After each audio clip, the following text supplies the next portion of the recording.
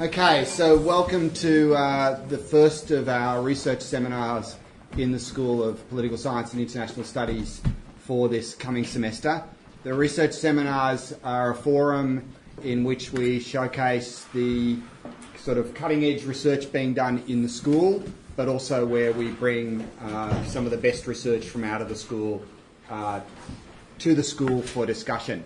And it's in that context that it gives me great pleasure to welcome Dr. Maia Spanu from the University of Cambridge. This is somewhat of a special welcome for me because Maia was one of my PhD students at the European University Institute. So I know her work very well. It's of a very high standard, and anyone who's talked to me about my time at the EUI will know that the single highlight of working at the EUI was working with the PhD students there. And Maia is one of those that I had the fortune to work with. So it's a great opportunity to have her here to speak, and on that note I'll hand it over and she can speak to us on self-determination. Thank you, Chris. So I came a few years ago as a visiting PhD student at Pulsis and regularly actually used to attend those seminars on Friday. And yes, I did learn a lot from them, and actually most broadly from my stay here in Brisbane. So before I get started, I just wanted to say that I'm really delighted to be sitting in this role today as a speaker. So the talk that I will deliver constitutes the foundation of my first book project, which I'm currently finalizing. It stems from my doctoral research, but also transcends it, merging with other research that I have been doing over the past year on hierarchies in world politics. So the talk will be structured around three main parts or sections. I will begin by giving you some background context on the questions that animate my research and locate it into existing debates. I will then develop the core argument of my study, illustrating it with the cases I analyze. And I will conclude by drawing out what I see are the main implications of my research. So a few words on the aim of the project in lieu of an introduction. My study is concerned with transitions, the transitions from empires to nation-states. It deals specifically with the idea of self-determination of people as the institutionalized principle of such transitions. Throughout the 20th century, political exponents of self-determination thought that the principle would eradicate certain types of hierarchies externally and internally. After World War I, and with the dissolution of the Austro-Hungarian and Ottoman empires, US President Wilson claimed that self-determination would be the principle to guarantee a peaceful and more just order internationally.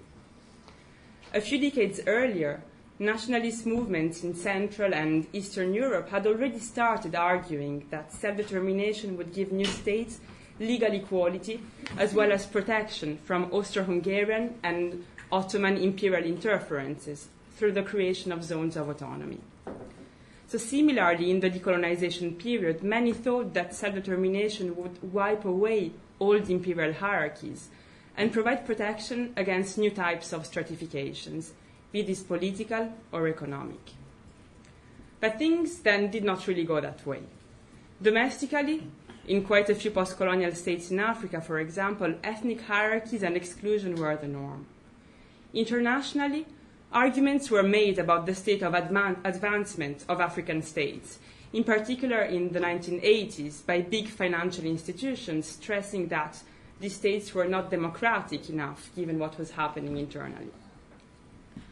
Why then, and that's really the core of the problem I'm concerned with, is it that despite the realization of the principle of self-determination, institutional and political hierarchies regularly persist following imperial transitions, both in the arrangements of the international system, so among states, and within many newly formed states.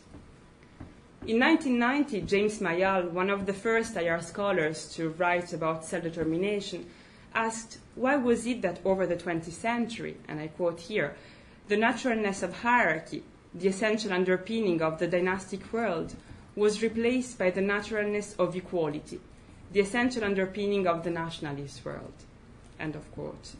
So my book calls into question, to borrow Mayall's expression, the naturalness, with which transitions from empires to nation-states have been often portrayed, and to which the idea of self-determination, whether understood as self-government, autonomy, or the right to choose one's own government, is central.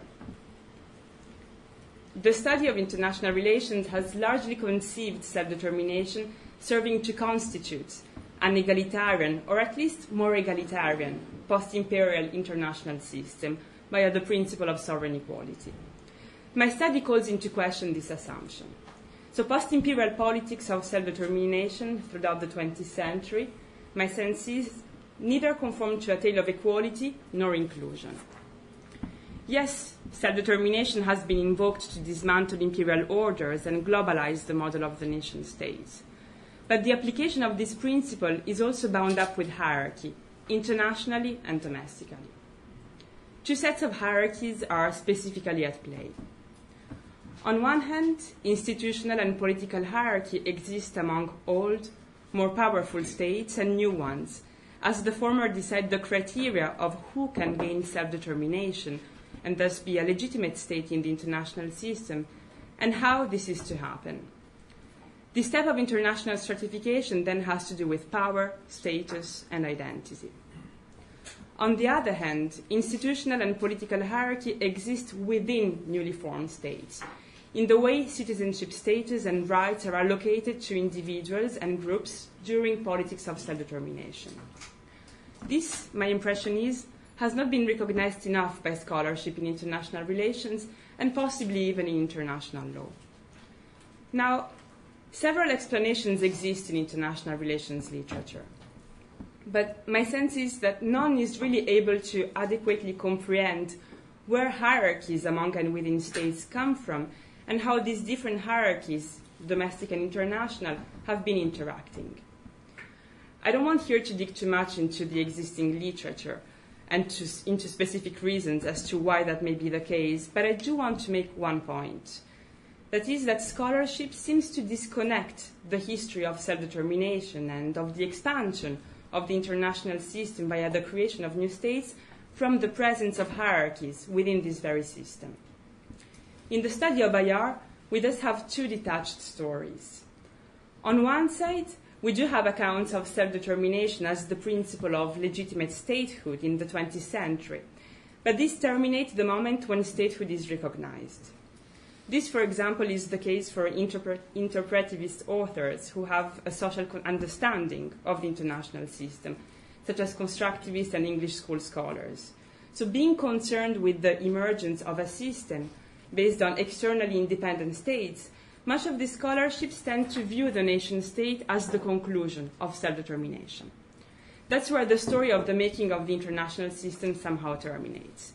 Hierarchies are then part of a different account that does not have to do with the diffusion of the nation-state. On the other side, we have theoretically diverse explanations of inequality among states that largely see hierarchy as the result of the violation of the principle of sovereignty. Be this due to trade-off logics of either more powerful actors imposing or weaker actors accepting to have imposed on them binding agreements, as for example is the case with institutionalists such as David Lake, or possibly because of power inequalities, as for realists such as Stephen Krasner. In sum, in both groups of literature, stratifications are either part of old imperial orders, and these are old imperial hierarchies, or else new hierarchies are viewed as happening beyond the recognition of self-determination claims, beyond the recognition of statehood, after new states are formed. However, the assumption that politics of self-determination ends where sovereignty starts, I think fundamentally underestimates the ambivalent role that the former has played before, and crucially after statehood is recognized. So, my study makes the overarching argument that the realization of self-determination involves a recurrent tension between its egalitarian aspirations and associated practices, ultimately producing hierarchies among and within states as the international system expands.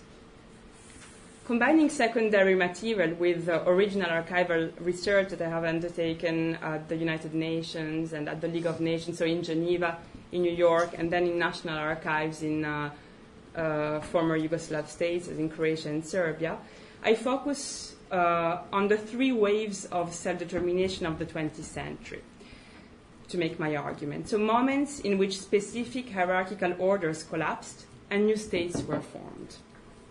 The aftermath of World War I, with a focus on Central and Southeastern Europe. Post-1945 decolonization, with a focus on former British and French colonies in Africa. And the 1990s, with the breakup of Yugoslavia. The Balkans after 1919 and in the 1990s, as well as African states in the 1960s, witnessed highly formalized forms of stratification domestically, surrounded in many cases by an extensive use of violence, whether to accompany such practices or in sign of protest. The level of violence in these cases is most often higher than in other states formed at the same time on the basis of self-determination. With their differences, these cases reveal, I think, how stark the tension is between the normative understanding of the world that actors uphold and empirics, and thus between the egalitarian aspiration of self-determination and practices related to its realization. Saying that hierarchies among and within states are formed during politics of self-determination as new states are formed, however, I think requires further unpacking. So first and foremost, a definition of hierarchy is needed. Following Ayesha Zarakol's work on hierarchies in world politics, I understand hierarchies as broadly, and I quote, systems of stratification and differentiation of units and actors, end of quote. So these can be formal or less formalized hierarchies, broad or narrow ones. With this in mind, for each of the waves of state formation under investigation, I argue that the tension between international norms stressing equality and logics of hierarchy associated with the realization of self-determination has had three dimensions: international, domestic, and international. So let me tell you a bit about each dimension and accordingly about each level of my argument. I should also note that as much as for a matter of clarity, I separate these into three distinct parts, in practice, these distinctions are not as pronounced. And I think that this reveals really how much the domestic and the international sphere are intertwined. So first, on the first international level, self-determination and international disciplining. Throughout the 20th century, scholarship tells us, self-determination became the accepted standard for post-imperial statehood and membership in the international system. I suggest that by definition, just like any standard, self-determination has inevitably entailed correlative and what I call disciplining expectations. Whether at the Paris Peace Conference in 1919 to settle post-war order, or at the International Conference on Yugoslavia organized by the European Community in the early 1990s to discuss its dismemberment, old and more powerful states and actors delineated international expectations regarding what good domestic order ought to be within new states formed in the name of self-determination.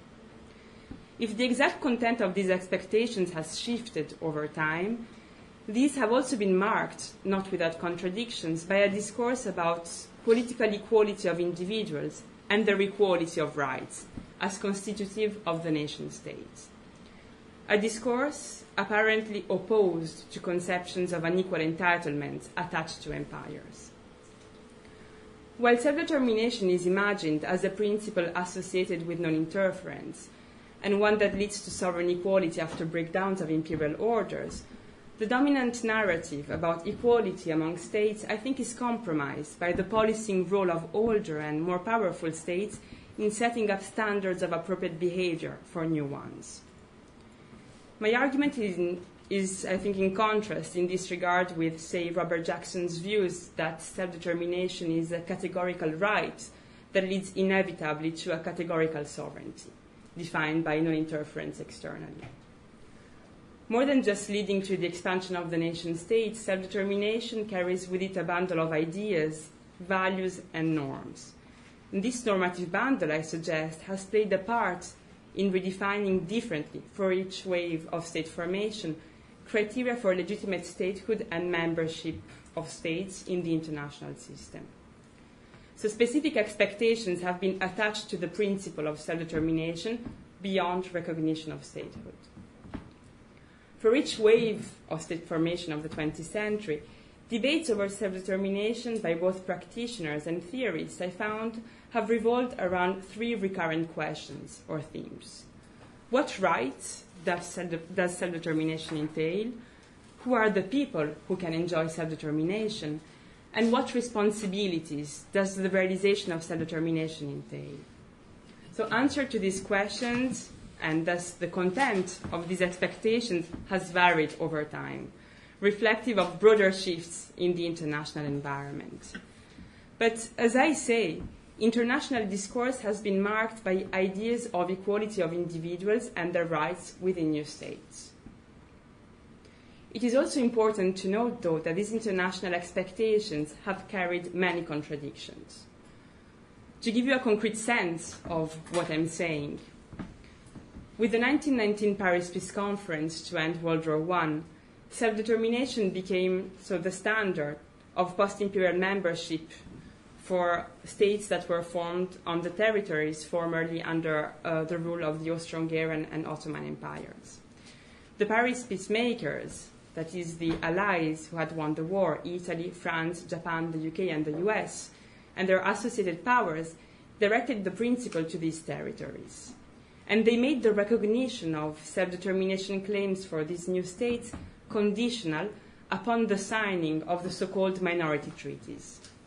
These were treaties outlining the contours of appropriate state conduct along the various defining components of self-determination: the people entitled to self-determination, the rights that people had, and the ensuing responsibilities attached to their realization. Peoples were defined in ethnic terms. These were granted the right to independent statehood and recognition, but they also had to conform to a series of conditions, such as the respect of equality domestically and the recognition of minority groups within the new states and their rights. The recognition, however, was made on very unequal grounds. Even though the treaties outlined the idea of equality within new states, they concurrently fostered recognition of some ethnic groups over others.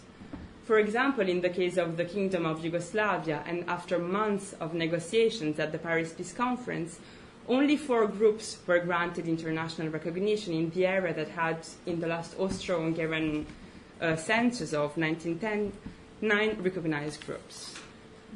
Yet, as historian Carol Fink has suggested, acknowledging the rights of certain groups while ignoring others that previously had had recognition gave rise to the problem of the named and unnamed minorities, protected and unprotected people within these states.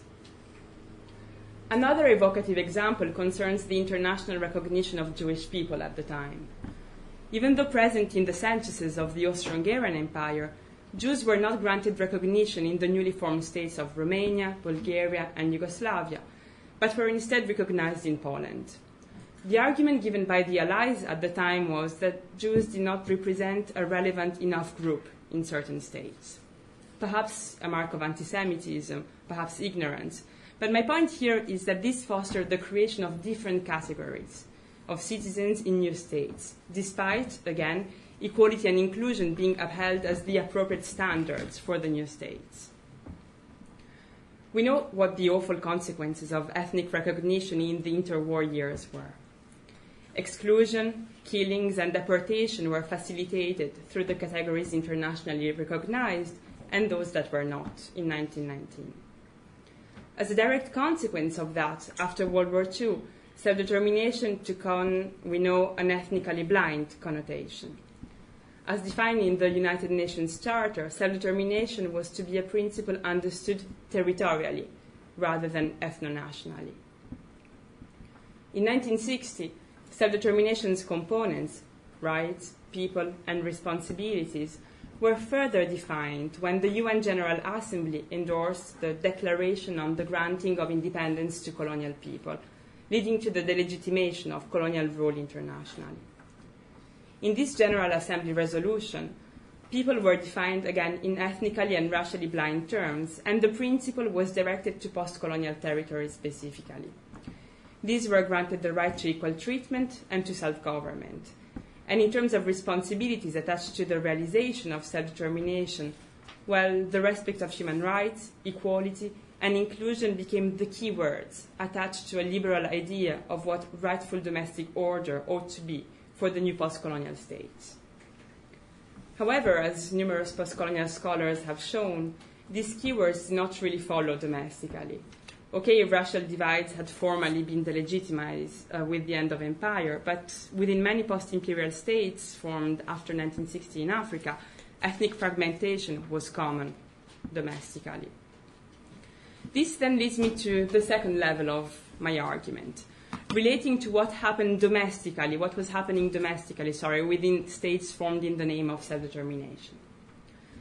The tension between egalitarian aspirations and hierarchical practices attached to the politics of self-determination during the 20th century transition, so from empires to nation states, has indeed manifested, as I was saying, at the domestic level of the new states, precisely at the moment in which political elites delineated the boundaries of national political communities.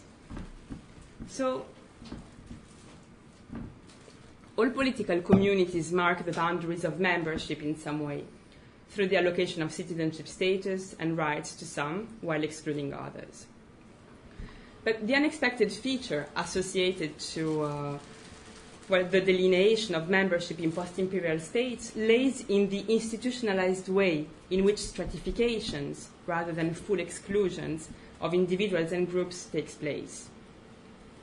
So despite imperial breakdowns, the uneven distribution of rights to members of the citizenry endures within many post-colonial states and many post-imperial states. And what I noticed throughout my research is that these stratifications have often occurred along older lines of imperial politics of recognition, and, as I was mentioning earlier, has often been surrounded by violence.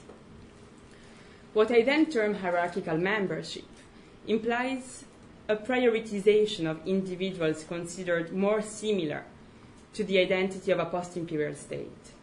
Such identity often mirrors previous imperial politics of recognition in which some groups had greater recognition and occasionally access to rights than others. In turn, the insufficient allocation of certain rights allows for the gradual exclusion of other groups, individuals that self-identify or are publicly identified with other groups. These stratifications are represented by the loss of political rights or by the loss of other rights that impede the full exercise of political rights and participation to the body politic domestically. For example, residence. Without residence, you cannot vote. So by denying it, certain groups do not have access to expressing their opinion and voice within domestic political life. So to keep us going with concrete examples from the historical moments I study, and to give you one example for the post-colonial period specifically, in post-independence Nigeria in the early 1960s, the allocation of certain rights followed the lines of ethnic groups recognized during British colonial rule. So during colonial rule, three main groups were recognized: the Igbos, the Hausa Fulani, and the Yoruba. Just a little bit of context on that.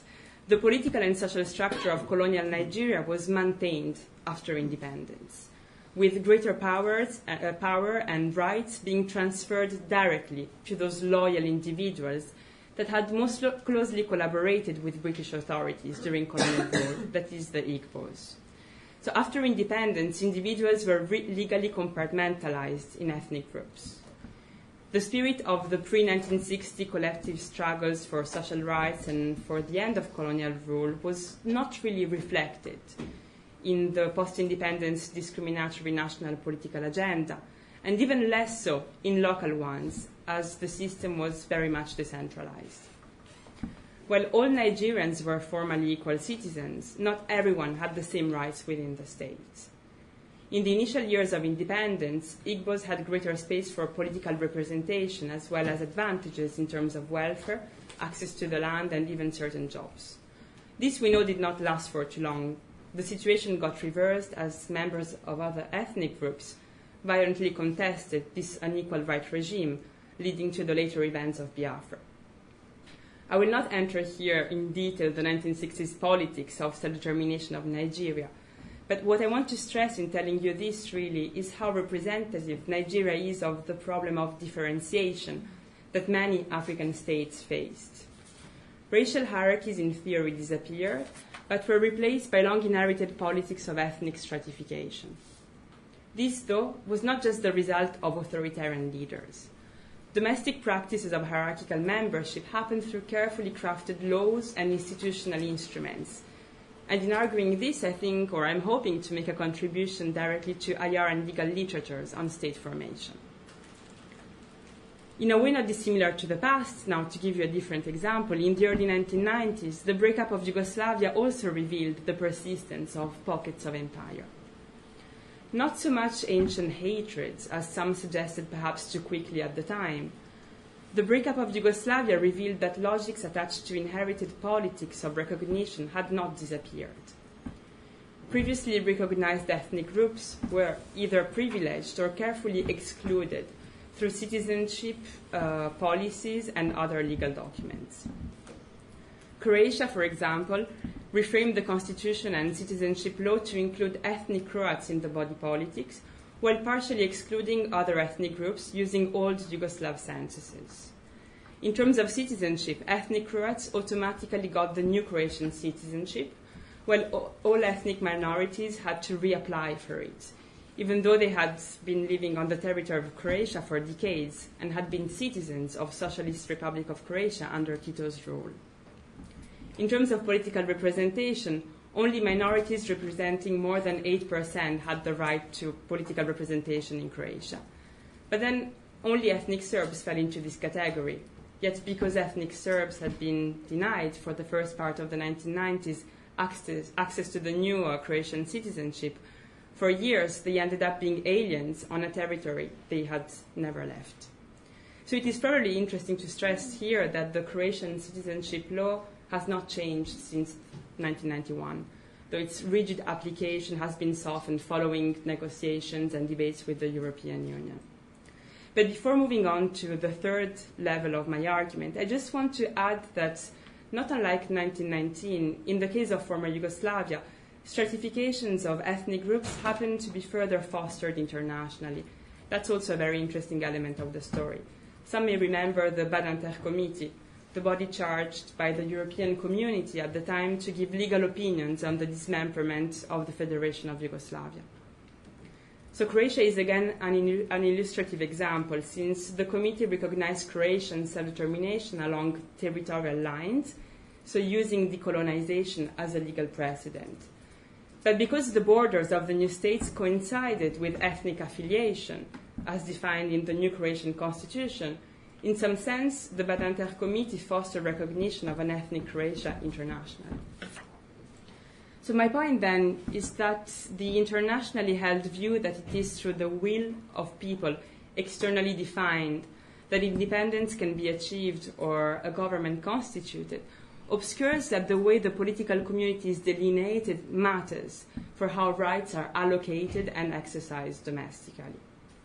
What is more, the establishment of domestic hierarchies has at times occurred with an international imprimatur, as in 1919 and then the 1990s.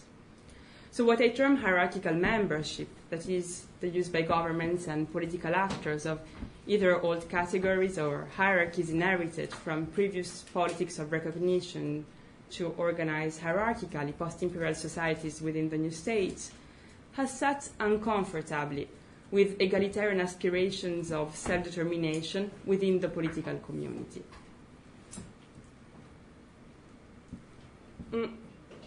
The deeper implication of all this, which then constitutes the third level of my argument, and really brings together the international with the domestic sphere, is that no matter how flawed, international expectations about equality within new states formed on the basis of self-determination has rarely, if at all, been met. post-imperial states were allegedly formed in the name of an egalitarian principle, and the same principle was concurrently used to delineate the standard of legitimate statehood and membership internationally.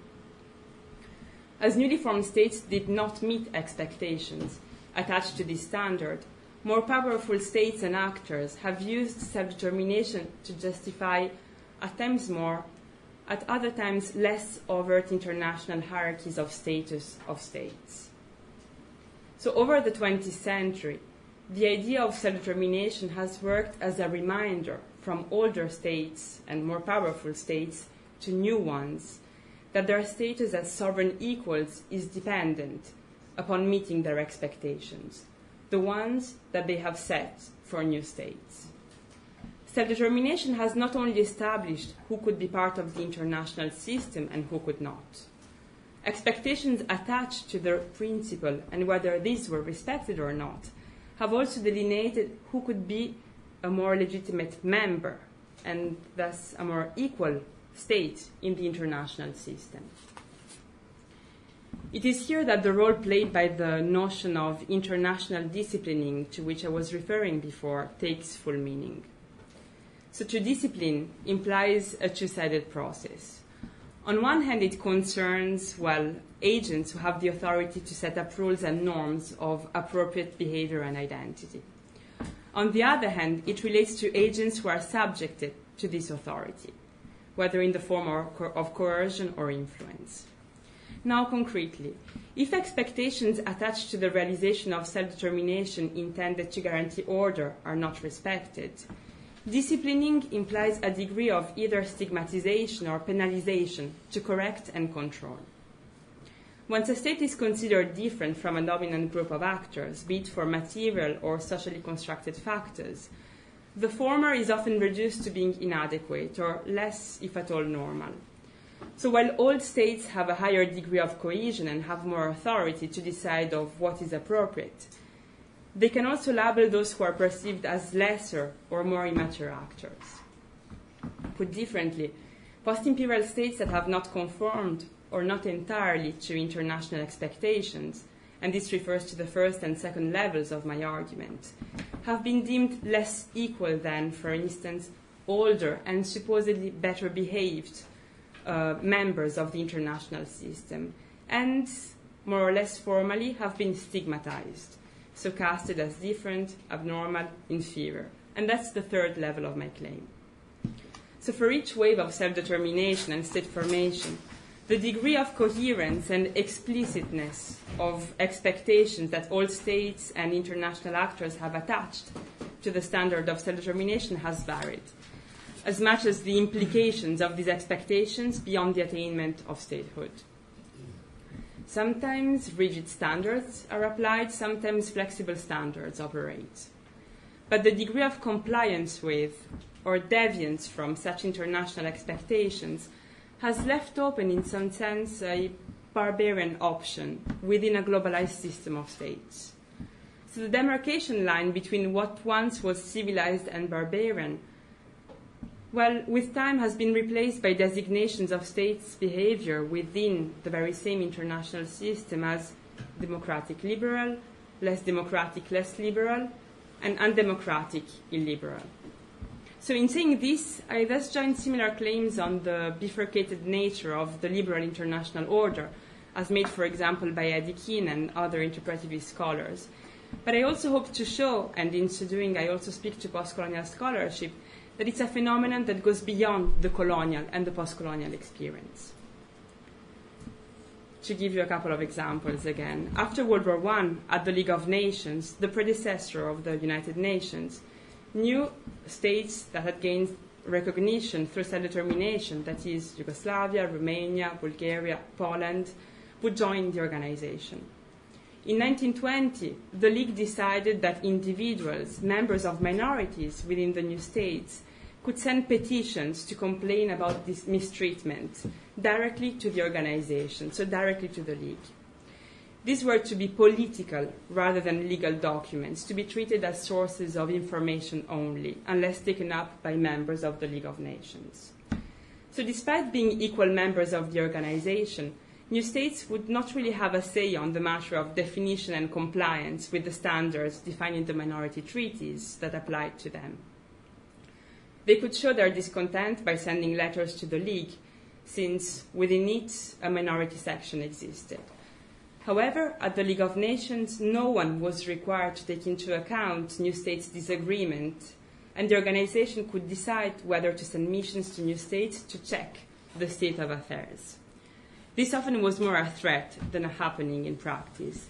But if standards of post-imperial statehood and membership in international society were not respected, well, new states would be reminded in the name of the minority treaties that they had signed themselves that their behavior was not appropriate, not civilized enough. This very criteria, of course, did not apply to older states. The history then is not so different in more recent times, and this is also quite interesting. Bosnia, to give you an example, despite being an independent state since 1992, is still under international supervision, principally of the European Union, the Office of the High Representative, which is managed by the EU and the US, and by the Organization for Security and Cooperation in Europe, that are all dealing with its democratization.